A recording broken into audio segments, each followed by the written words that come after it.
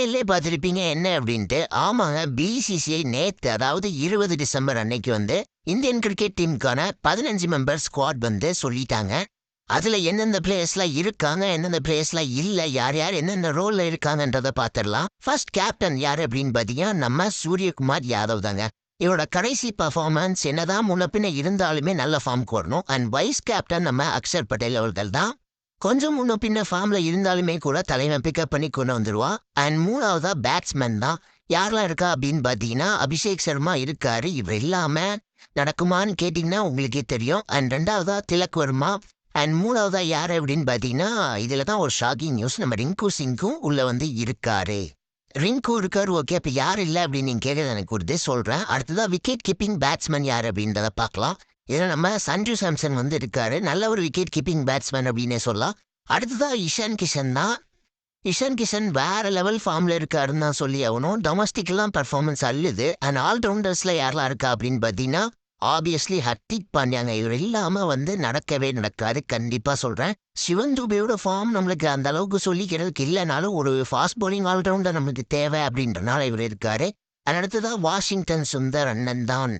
அண்ணனை பத்தி கவலைப்பட தேவையில்ல, ஒரு டீசெண்டான பிளேயர். அண்ட் அடுத்ததா ஃபாஸ்ட் பவுலர்ஸ் யார் அப்படின்னு பார்த்தீங்கன்னா ஹர்ஷித் ராணா அவர்கள் இருக்காங்க.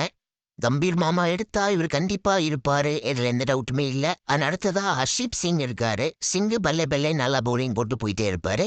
அண்ட் அடுத்ததா நம்ம பும் பும்ரா தான். கடைசியா விளையாண்ட மேட்ச்லாம் நல்ல ஒரு எக்கனாமியில பவுலிங் போட்டிருக்காரு அப்படின்னே சொல்லி ஆகலாம். ஸ்பின்னர்ஸ்ல யாரெல்லாம் இருக்காங்க அப்படின்னு பார்த்தீங்கன்னா 2 பேர் தான் இருக்காங்க. யார் அந்த 2 பேர் அப்படின்னு பார்த்தீங்கன்னா நம்ம குல்தீப் யாதவ் அண்ட் வருண் சக்கரவர்த்தி தான். ஸோ குல்தீப் யாதவ் வருண் சக்கரவர்த்தி நம்ம கவலைப்படுறதுக்கு எந்த ஒரு அவசியமே இல்லை, ஏன்னா நல்ல ஒரு ஃபார்ம்ல இருக்காங்கன்னு நம்ம சொல்லி ஆகலாம். அதுவும் வருண்லாம் தலைவன் தட்டி தூக்கி கொண்டு போயிடுவான். ஸோ இப்போ நான் சொன்னது வந்து 15 மெம்பருக்கான ஸ்குவாட். ஸோ இப்போ நம்ம பிளேயிங் 11ல யாரெல்லாம் விளையாடுறதுக்கான வாய்ப்பு இருக்கு அப்படின்னு பார்க்கலாம். இது வந்து அபிஷியலாக வரல, நானா போட்டதான். So first opening Abhishek Sharma and Sanju Samson ஒரு நல்ல ஒரு காம்போவா இருக்கும். 1 டவுன் அதாவது 3rd பொசிஷன்ல சூரியகுமார் யாதவ் கொஞ்சம் ஃபார்ம் பெட்டராக தான் நல்லா இருக்கும். அண்ட் 4th பொசிஷன்ல நம்ம திலக் வர்மா. அண்ட் 5th நம்ம allrounder Hardik Pandya. And 6th நம்ம Rinku Singh. And 7th again ஒரு ஆல்ரவுண்டரான சிவம் துபே. 8வது பொசிஷன்ல யார் விளையாட போறாருன்னா நம்ம அக்ஷர் பட்டேல் தான். அண்ட் 9வதுல நம்ம அஸ்தீப் சிங் தான். அண்ட் 10வதுல நம்ம பும் பும்ரா.